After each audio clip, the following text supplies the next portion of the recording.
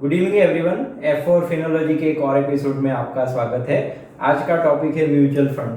Mutual fund के topic की शुरुआत करने से पहले म्यूचुअल फंड इंडस्ट्रीज की काफ़ी सारी जो इंटरेस्टिंग फैक्ट है वो मैं आपको बताना चाहता हूँ। तो पहला फैक्ट यही है कि काफ़ी सारे लोगों को लगता है कि म्यूचुअल फंड इंडस्ट्री शायद 10, 15, 20 साल पुरानी इंडस्ट्री है, लेकिन म्यूचुअल फंड की शुरुआत हुई थी UTI, unit trust of India. UTI mutual fund की शुरुआत हुई थी 1963 में और यूटीआई की पहली स्कीम यूटीआई मास्टर शेयर वो 1965 से शुरू है और आज भी वो स्कीम रनिंग है।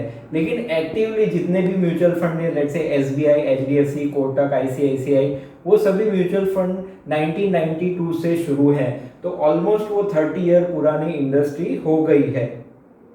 फैक्ट नंबर 2, म्यूचुअल फंड की टोटल जो एयूएम है, एयूएम मतलब म्यूचुअल फंड इंडस्ट्री कितना पैसा मैनेज करती है, तो आज की तारीख में ये एयूएम हो चुका है 33 लाख करोड़, जिसमें से 10 लाख करोड़ जितना पैसा इक्विटी म्यूचुअल फंड में इन्वेस्टेड है और अराउंड 14 लाख करोड़ जितना पैसा डेट मतलब लिक्विड फंड या दूसरे तरह के जो फिक्स रिटर्न वाले प्रोडक्ट हैं उस तरह के स्कीम्स में इन्वेस्टमेंट हो रहा है।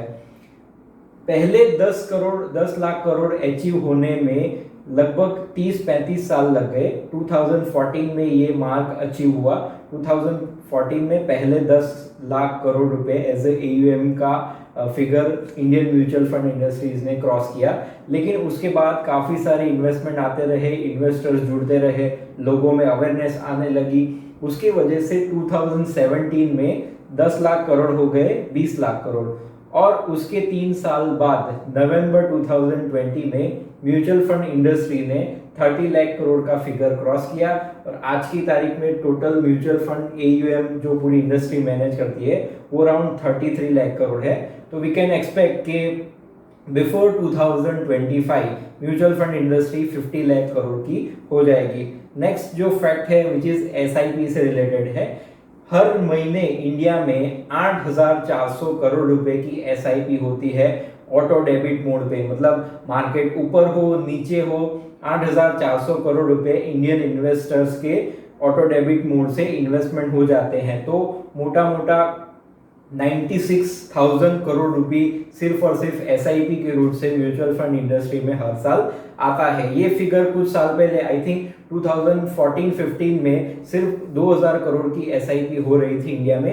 लेकिन डे बाय डे जैसे इंटरेस्ट रेट गिरते रहे, एफडीज के रेट काफ़ी कम हो गए, लोगों का एलआईसी जैसे काफ़ी सारे जो फिक्स इनकम वाले प्रोडक्ट है उसमें ज़्यादा इंटरेस्ट ना होने की वजह से एसआईपी दिन ब दिन बढ़ती जा रही है। तो आने वाले कुछ सालों में शायद 10,000 करोड़ की एसआईपी का भी फिगर हमें देखने को मिल सकता है। नेक्स्ट सबसे बड़ी एएमसी मतलब एसेट मैनेजमेंट कंपनी जो है which is SBI as a company 4.5 lakh crore रुपए मैनेज करती है, जो इंडिया में फर्स्ट नंबर पे आती है।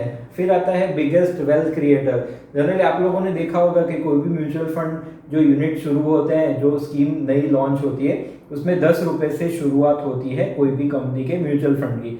तो निपॉन ग्रोथ फंड जो पहले रिलायंस ग्रोथ फंड के नाम से जाना जाता था, which is a mid cap fund, उसकी एनएवी है आज 1770।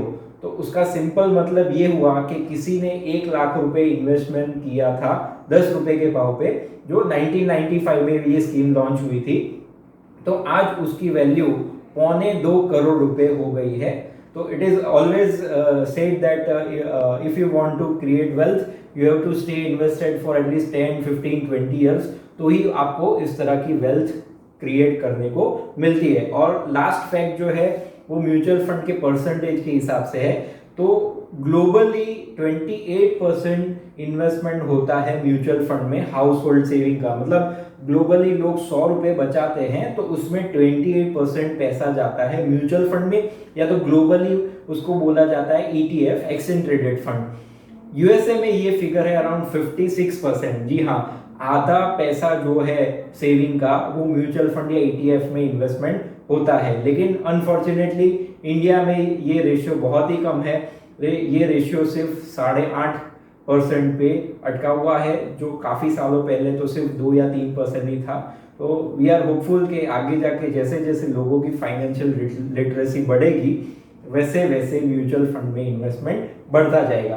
तो अभी शुरुआत करते हैं कि व्हाट इज म्यूचुअल फंड। तो म्यूचुअल फंड का कंसेप्ट जो उसका वर्डिंग ही है कि म्यूचुअल, उसकी शुरुआत इस रीजन की वजह से हुई कि इक्विटी में काफी टाइम पे ऐसा देखा गया है कि अच्छे शेयर्स में इन्वेस्टमेंट करने से लोगों की वेल्थ क्रिएट होती है। लेकिन फर्स्ट पॉइंट, लोगों को नॉलेज नहीं होता कि कौन सी कंपनी के शेयर्स में इन्वेस्टमेंट करें। बिकॉज आगे के एपिसोड में हम लोगों ने देखा था कि अराउंड 9000 से ज़्यादा स्टॉक्स अवेलेबल हैं। तो it is very difficult for an individual how to pick a stock और कौन से कंपनी में कितनी क्वांटिटी में इन्वेस्टमेंट करें। दूसरा पॉइंट होता है stock market is very much volatile. तो पूरे दिन 9:30 से 3:30 बजे तक आपको स्टॉक मार्केट देखना पड़ता है। जो भी प्राइसेस अप्स एंड डाउन होती है उसके ऊपर आपको ट्रैक रखना पड़ता है। तो लोगों के पास उतना टाइम नहीं होता। और थर्ड पॉइंट होता है लोगों के पास इतना नॉलेज भी नहीं है। बिकॉज स्टॉक मार्केट में कंपनी के प्राइसेस के अलावा प्रॉफिटेबिलिटी, मार्केट शेयर, कंपनी की revenue growth, economy, macro economic data, global जो भी फैक्टर्स उसके ऊपर वर्क करते हैं, क्रूड ऑयल के prices, dollar, gold, political scenario, ऐसे काफ़ी सारे फैक्टर्स इक्विटी मार्केट में कोई शेयर के प्राइसेस को फ्लक्चुएशन होने में इम्पैक्ट करते हैं। फोर्थ चीज़ होती है कन्वीनियंसी। जैसे किसी को हर महीने 1000 रुपये या हर साल 15,000 रुपये सेव करने हैं, तो काफ़ी सारे स्टॉक के प्राइस इतने ज़्यादा हैं। लेट्स से नेस्ले का शेयर है अराउंड 23-24,000, एमआरएफ का शेयर है 85,000, मारुति का शेयर है 7,000, रिलायंस इंडस्ट्रीज का शेयर है 2,000 रुपीज़, अल्ट्राटेक सीमेंट का प्राइस है 6,000 रुपीज़। तो क्वालिटी शेयर के प्राइजेस काफ़ी महंगे होते हैं। तो किसी को 1000 रुपये 2000 रुपये इन्वेस्टमेंट करना है तो वो शायद कोई अच्छी कंपनी के 1 या 2 शेयर ही ले पाएगा, लेकिन उसमें डाइवर्सिफिकेशन नहीं कर पाएगा कि भाई थोड़ा पैसा बैंकिंग में, फाइनेंशियल सर्विसेज में, टेक्नोलॉजी में, आईटी में, उस तरह से डाइवर्सिफिकेशन भी म्यूचुअल फंड में एज अ इन्वेस्टर को करना जरूरी होता है। तो ये सभी चीज़ों का सॉल्यूशन कहीं ना कहीं म्यूचुअल फंड में मिलता है।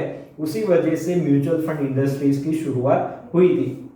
तो उसको मैं कहीं ना कहीं कनेक्ट करना चाहूँगा। जैसे फीमेल एक किटी मैनेज करती है जहाँ पे हर एक फीमेल का मंथली इन्वेस्टमेंट होता है, वो एक जगह पे इकट्ठा होता है और वो फिर कहीं ना कहीं इन्वेस्ट या यूज़ होता है। काफ़ी सारे सोसाइटीज़ या मंडलियाँ हम लोगों ने सुनी है, क्रेडिट सोसाइटीज़, जहाँ पे पैसा किसी ने 500 रुपये, किसी ने 5,000 रुपये, किसी ने 50,000 रुपये इन्वेस्टमेंट किए। तो इसी तरह का एक कंसेप्ट म्यूचुअल फंड में होता है। तो उस कंसेप्ट के बारे में कुछ पॉइंट्स में डिस्कस करना चाहूँगा। सबसे पहला पॉइंट है एएमसी। एएमसी का फुल फॉर्म है एसेट मैनेजमेंट कंपनी। मतलब कि आपने जितने भी अभी तक नाम सुने हैं, जैसे SBI mutual fund, Kotak mutual fund, Axis, Tata, Canara Robeco, Franklin Templeton, Mirae asset, Motilal Oswal, India में अराउंड 48 म्यूचुअल फंड कंपनीज है। तो जो म्यूचुअल फंड कंपनी जो आपका पैसा मैनेज करती है उसको बोला जाता है AMC, asset management company. Next point होता है what is fund manager.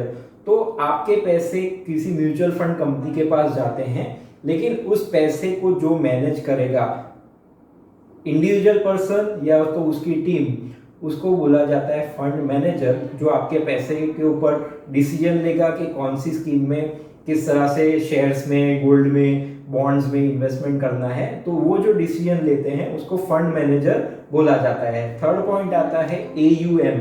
AUM का फुल फॉर्म है एसेट अंडर मैनेजमेंट। जैसे कोई म्यूचुअल फंड की भी एयूएम होती है, म्यूचुअल फंड के कोई पर्टिकुलर स्कीम्स की भी एयूएम होती है। एयूएम का मतलब होता है कि उस म्यूचुअल फंड कंपनी के पास इन्वेस्टर्स का कितना पैसा मैनेज होने के लिए आया है, उसको बोला जाता है एयूएम। स्कीम्स का भी एयूएम होता है। मतलब पर्टिकुलर कोई scheme, let's say axis blue chip fund का एयूएम है 12,000 करोड़। तो 12,000 करोड़ रुपए इन्वेस्टर्स के अभी तक इन्वेस्टेड हैं, जिसको बोला जाता है एयूएम। नेक्स्ट पॉइंट आता है एनएवी। एनएवी का फुल फॉर्म होता है net asset value. Simple terms में बोला जाए तो कोई भी एक स्कीम में, म्यूचुअल फंड में काफी सारे लोगों का इन्वेस्टमेंट है, तो किसको कितना पोर्शन देना है वो एनएवी के हिसाब से या यूनिट के हिसाब से डिसाइड होता है। Let's say axis blue chip fund की एनएवी है 50 रुपीज। तो अगर आपने 5,000 रुपीज का इन्वेस्टमेंट किया तो उसके अगेंस्ट में आपको उस म्यूचुअल फंड के 100 यूनिट अलॉट किए जाएंगे। उस हिसाब से आपका इन्वेस्टमेंट 1 लाख का हो या 1,000 का हो, सभी को यूनिट के हिसाब से अलॉटमेंट दिया जाता है। और जैसे फंड का परफॉर्मेंस ग्रो होता है तो 50 रुपीज की एनएवी 55-60 होती है। लेट्स से 50 रुपीज की एनएवी 55 हुई तो मतलब कि टोटल फंड राइज हुआ 10% के हिसाब से। तो आपके पास अगर कम यूनिट है तो भी आपको 10% का ग्रोथ मिलेगा, आपके यूनिट अगर ज्यादा है तो भी आपको 10% के हिसाब से प्रॉफिट डिवाइड होता है। तो ये एक बहुत बड़ा प्लस पॉइंट है कि किसी के पास कम पैसा है या किसी के पास करोड़ों रुपए हैं तो भी एक ही तरह से, एक ही एक्सपर्ट से, एक ही प्रोसेस से सभी लोगों का पैसा मैनेज होता है। तो इसी वजह से उसको म्यूचुअल फंड बोला जाता है। ये मैंने कुछ बेसिक जो ग्राउंड लेवल के कंसेप्ट है वो मैंने आपके साथ क्लियर किए। आने वाले एपिसोड में हम थोड़ा डिटेल में जाएंगे कि म्यूचुअल फंड एक्चुअली में कैसे प्रोसेस होती है, किस तरह से स्कीम अलग अलग तरह की कैटेगरी में आती है, उसके ऊपर हम लोग अगले एपिसोड में डिस्कस करेंगे। Thank you so much.